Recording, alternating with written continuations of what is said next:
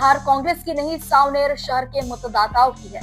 सावनेर नगरपालिका चुनाव के अप्रत्याशित नतीजों के बाद पूर्व मंत्री और वरिष्ठ कांग्रेस नेता सुनील केदार का बड़ा बयान। सावनेर में 21 दिसंबर 2025 को हुई नगरपालिका चुनाव की मतगणना के बाद जो नतीजे सामने आए, उन्होंने पूरे शहर की राजनीति को झकझोर कर रख दिया। जहां कल तक जीत के दावे किए जा रहे थे, जहां प्रत्याशी ही नहीं बल्कि उनके समर्थक और मतदाता भी कांग्रेस की जीत को तय मान रहे थे, वही नतीजों में सावनेर शहर से कांग्रेस का एक भी नगर सेवक चुनकर न आना हर किसी के लिए हैरानी और सदमे का कारण बन गया। इस अप्रत्याशित हार के बाद सर्वत्र चर्चाओं का बाजार गर्म है।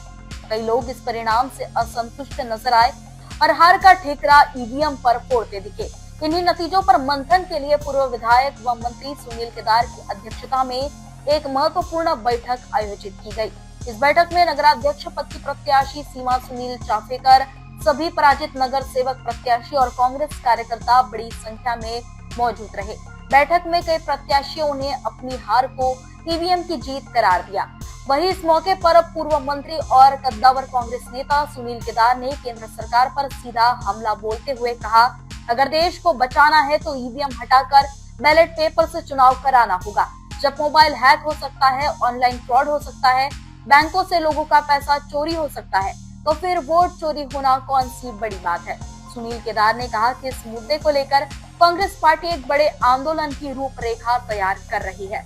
उन्होंने यह भी कहा है कि कांग्रेस हमेशा से अहिंसा की राह पर चल रही है और महात्मा गांधी के दिखाए रास्ते पर चलते हुए एक दिन इस दमनकारी और जिद्दी सरकार को बैलेट पेपर से चुनाव कराने के लिए मजबूर किया जाएगा। सुनील केदार ने आगे कहा कि देश की जनता के सामने केंद्र और राज्य सरकार की सच्चाई अब उजागर हो रही है। ये सरकार कहती कुछ और करती कुछ और। आने वाले समय में देश की जनता सड़कों पर उतरकर इनसे जवाब मांगेगी। वही नगराध्यक्ष पद की प्रत्याशी सीमा चाफेकर ने कहा कि चुनाव परिणाम को 3 दिन बीत चुके हैं, लेकिन आज भी रोजाना सैकड़ों मतदाता उनके घर आकर पूछ रहे हैं, आप तो जीतने वाली थी, फिर ऐसा क्या हो गया। उन्होंने इस हार को चुनाव आयोग की हार और ईवीएम की जीत बताया।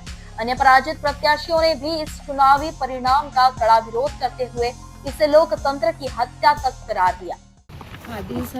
आधी सर्वजण असेच म्हणत होते का सीमा चापेकर निवडून येणार आहे। सर्वांनी सर्वे केला, सर्वांच्या समोर माझंच नाव येत होतं, आधी सीमा चापेकर येत आहे। मला मान्य नाही आहे, कारण मीच निवडून येणार होती हे मला पूर्ण माहिती होतं। हे माझे वोट चोरी झाले आहे आणि मला पूर्णपणे हा निकाल मान्य नाही। जनतेच्या नजरेत मी विजयी झाली आहे। ईव्हीएम मशीननी माझा पराभव केला आहे। निकालाचा निश्चित जाहीर विकास होते आणि माझी ते वोटिंग कन्फर्म माझी होती आणि सर्वांनी मला म्हटलं होतं की तुम्ही, आणि आम्ही त्यांच्या घरी गेल्यावर त्यांनी रिस्पॉन्स पण आम्हाला इतका मस्त दिला की बा तुम्ही आम्हाला, इवन बीजेपी वाले सुद्धा काही असे होते की आम्ही तुम्हाला वोट करू असे म्हणत होते। सबसे तो पहले ये चुनावी रिजल्ट्स ये पहले से हम लोग को इसका मान्य नहीं है। पहले दिन से कांग्रेस पार्टी की तरफ से हमारे नेता राहुल गांधी कई बार दोहरा चुके हैं और अभी का जो पार्लियामेंट हुआ दिल्ली में, वो पार्लियामेंट में भी कांग्रेस की सांसद प्रियंका गांधी ने अपने भाषण में ये चीज़ बोली है। काफ़ी कांग्रेस के सांसद लोगों ने इस चीज़ का उसके ऊपर दोहराया है कि इस देश की यदि डेमोक्रेसी हमको रखना है मजबूती से,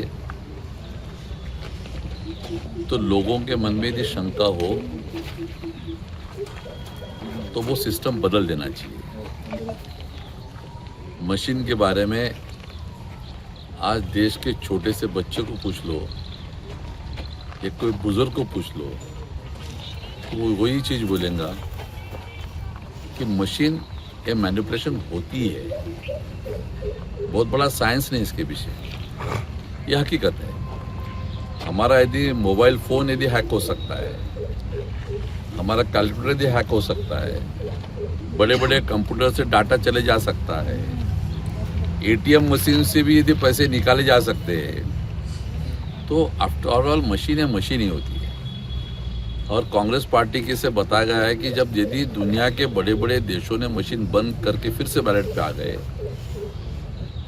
तो इस देश की जो सरकार है उनको बैलेट पे आने के लिए क्या तकलीफ है? नहीं, वोट चोरी ये तो मेरे ख्याल से और छोटा हो गया इनको इस देश की आज़ादी खत्म करना है।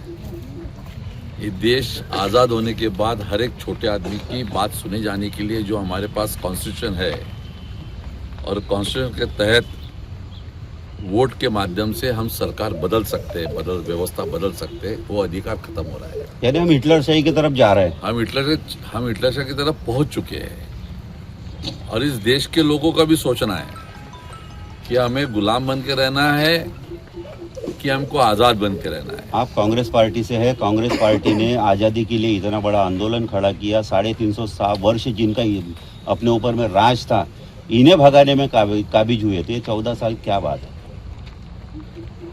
कांग्रेस पार्टी का उसका मूवमेंट शुरू कर चुके हैं, पर आवाम को भी, लोगों को भी समझना जरूरी है कि हमें गुलाम बन के रहना है कि आज़ाद होना है।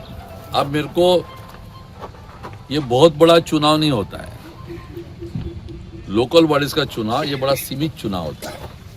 संबंधों के ऊपर में इसमें वोटिंग संबंध के चलता ऊपर है। होता है, रोज दिन के व्यवहार के ऊपर होता है। एक वार्ड का चुनाव, एक वार्ड के चुनाव में ज्यादा वोट वो हो रहे के रहते कितने 4000, उसमें से यदि आपने टोटल एवरेज वोटिंग का मामला लिया है तो 2500 के ऊपर लोग वोट नहीं करते।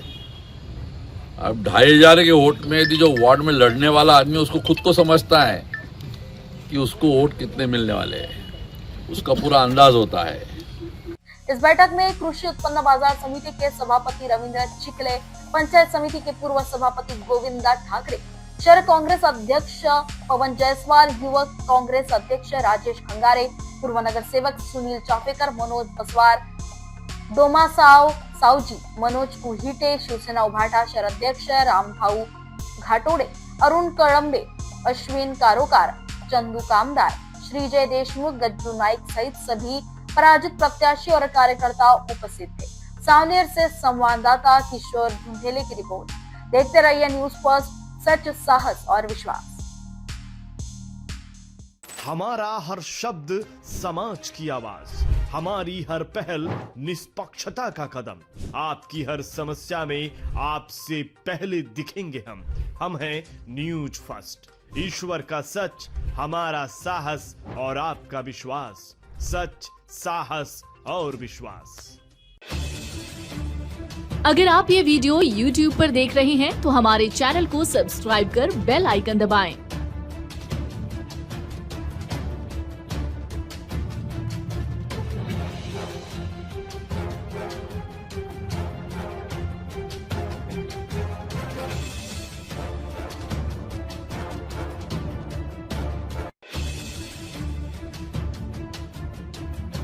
और Facebook पर देख रहे हैं तो हमारे पेज को लाइक करें।